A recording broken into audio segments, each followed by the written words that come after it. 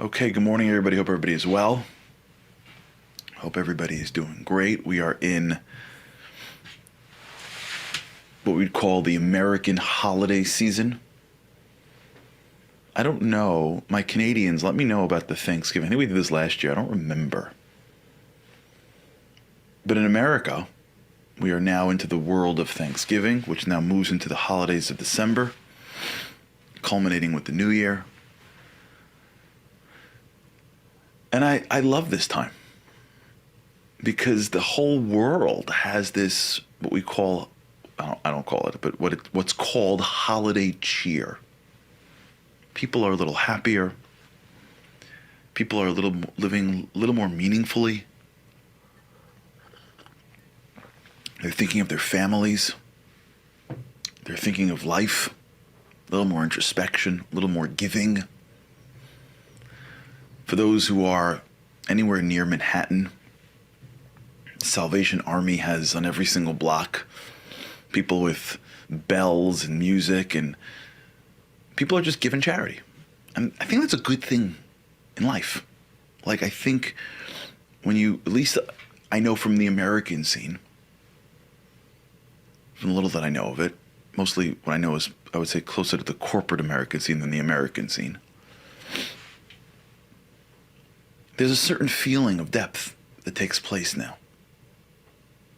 People are leaving earlier to go home, to do things, to host meals, to have people, to be together. People are wrapping up the year and trying to focus on depth. People are introspecting a little bit more. And all that depth, all that work, I think leads to a deeper sense of happiness. And so this is the time for us to grow. If there's ever a time, it's now. Talking about, maybe we'll talk about Thanksgiving tomorrow. I don't know if we have a show tomorrow. I got to check with the team. But if we do, we'll talk about Thanksgiving. Thanksgiving is one of the most misunderstood holidays. It's actually, by the way, I don't want to go too far into it, but it's actually a holiday that was supposed to be Thanksgiving to God. Right? The pilgrims gave thanks to God for being alive. We'll talk about it another time. All right, let's get back to what we're doing. Maybe tomorrow we'll do a little bit on Thanksgiving. Because Thanksgiving is a day for everybody, but not for now. Yesterday we were talking about this idea of being unfamiliar, right?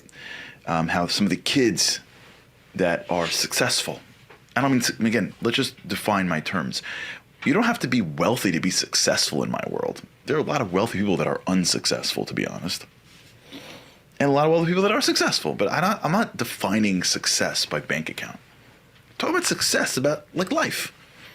Well-adjusted, contributing, healthy, growing, right? You can be struggling, but growing, and you're successful. Like I said, I find people that have overcome drugs and alcohol to be heroes. On the outside, they may not think I'm successful because I've just overcome something negative, but I think that's successful. I do. Like, you may have a parent who spends most of their time in the house, so the world may not think that's very successful. I think that's very successful. You're blessed with children and you are raising them. That's great. Like, success is not defined by a societal trophy. And you find people that when they were growing up, the structures that they were placed in was causing them failure, tension, hopelessness. And parents are struggling what to do with their kids that are not making it in the world that they started in. Because some kids can't make it in a world in which there's very specific things to do and very specific people to spend time with in a very specific building, and off you go for the beginning of your life. And one of the reasons why these kids are so successful, I find, or many of them are, if they've got the right support, meaning if nobody along the way said, oh, you can't make it in 11th grade math, what's going to be with your life? Or you didn't make the team, or you don't have this group. Parents do that sometimes. They overthink their children. They want their kids to be in this circle of friends or in this type of school. And it's all healthy and good and wonderful, but it's sometimes really detrimental. But these kids, and this may be you, these kids never get the feeling of familiar because they grow up in a world that's unfamiliar. Sometimes this happens even in a home where they don't feel familiar even in their own home. It's more complicated. But what happens is that they get used to the feeling that unfamiliar is okay.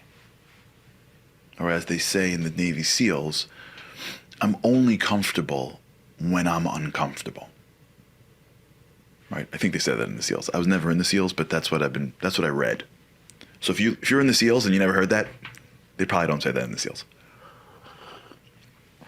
But allow me to just believe that. It makes it much better for me. But either way, I've read that something connected to a commando. You're only comfortable in things that are uncomfortable.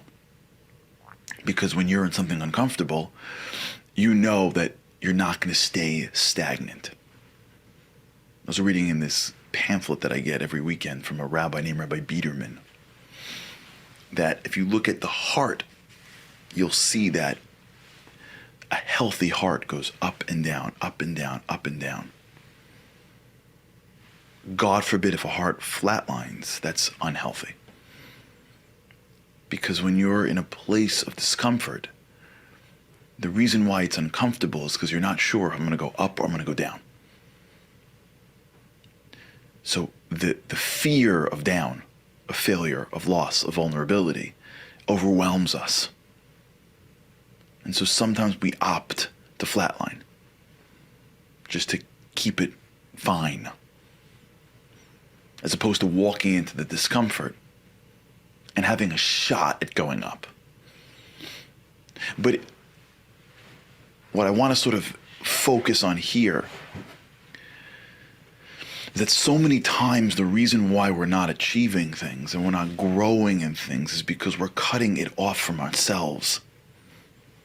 Because the place of that growth is in discomfort. The place of that growth is in vulnerability. It's only when we go to that place of vulnerability. It's only when we open up the doors that are uncomfortable to open up. It's only when we walk into the environments that I feel uncomfortable in. It's only there that the greatness is.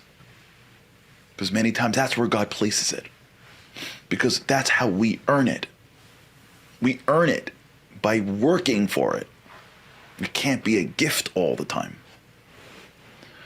And so it's only in those places that are uncomfortable and that are unfamiliar that I have a chance at exponential growth.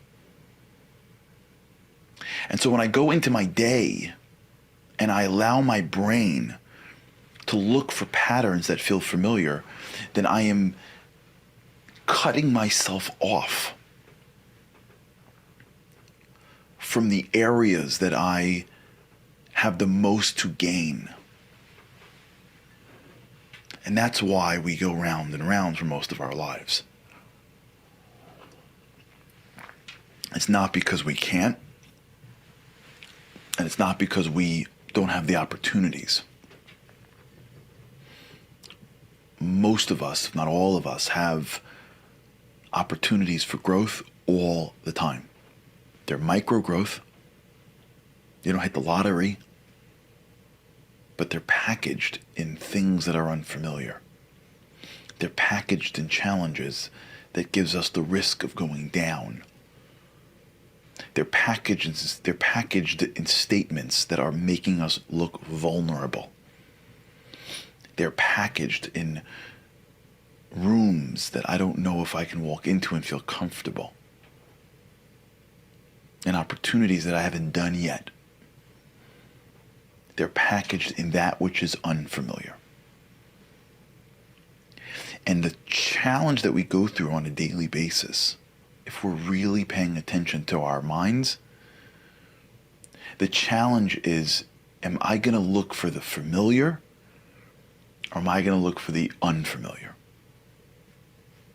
Now, my brain is going to always move me towards familiar. My default setting is in familiar. I'm always going to want to take the same route to work. I'm always going to do the same thing in the morning. I'm always going to want to talk to the same people. This is why, by the way, between me and you, since we're close, I've really, over the past, 5 years or 3 years, lessened my exposure to politics. Honestly. Really lessened it. It's because every time I walked into a room to talk to anybody about anything, it was always the same group of people, wherever it was, whatever side of the aisle, saying the same stuff to each other that they just all heard from some source that was speaking to them. It was constant little chambers of the similar thought. So it got to a point where I'm like, I don't know if anyone even thought this through. Sometimes I speak to someone who's thoughtful about things, but usually, if you want to pay attention, it's not political. Now, this is a distinction that at least I have found, and maybe you have or you haven't. Usually it's either a utility, like it's utilitarian, which is it's very practical, usually, or it's policy. This is what I feel about this because it's based on this following policy. It's almost agnostic to who's in charge. But the minute you see, you can hear it, listen for it. Listen for it. It happens always. People regurgitating the same thing to the people that they know will like to hear it. So that everyone sort of ping-pongs the same ideas back and forth to each other. And the minute somebody says something that's different, it's like uncomfortable. So you don't know if are we talking about anything real, or is it just we're just making each other feel good?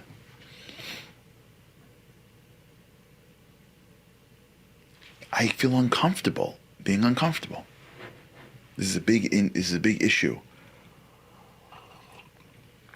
I was talking yesterday to a colleague about DEI programs.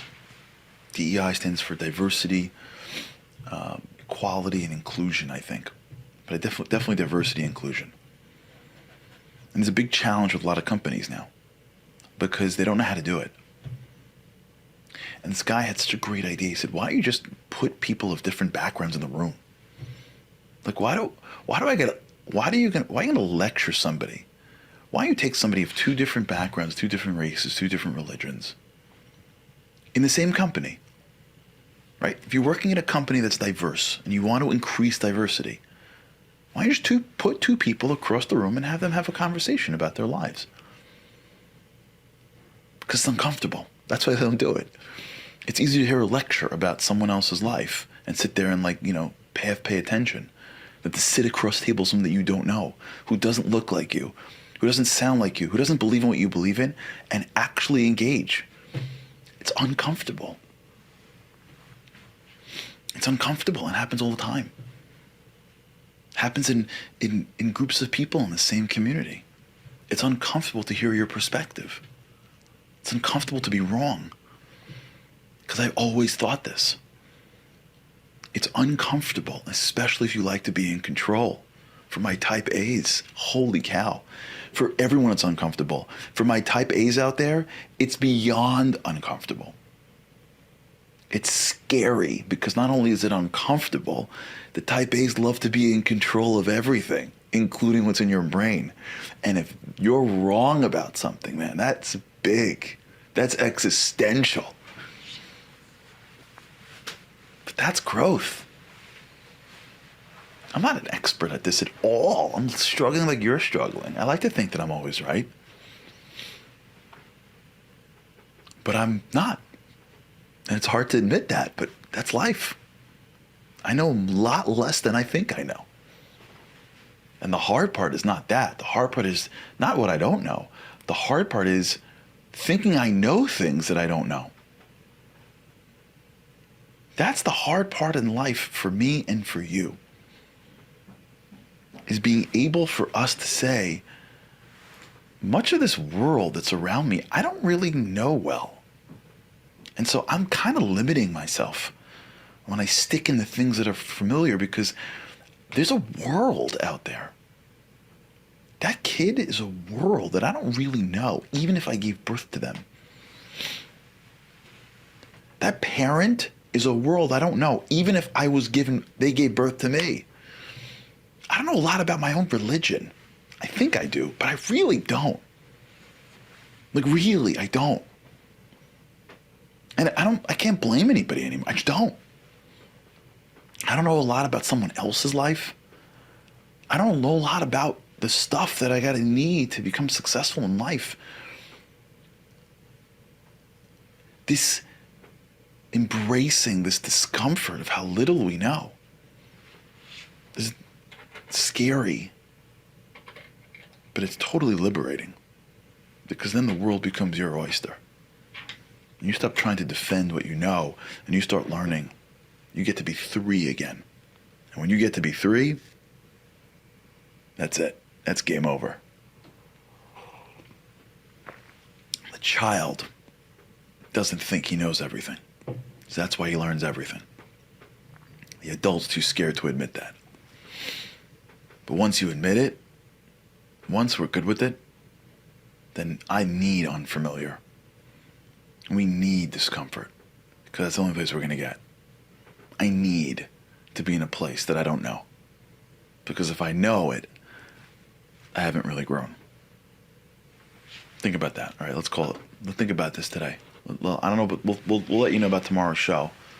Just check out the notes. If you're not on our WhatsApp chats, just jump onto one of the WhatsApp chats. You can probably find it. If you're not on a WhatsApp chat and you can't get, you can email me, charlie@charlieharari.com. Let's think about this today. Can I be comfortable only in things that are uncomfortable? Because that's where my growth is. All right, have an amazing day. And with God's help, I cannot wait to see you again, hopefully tomorrow.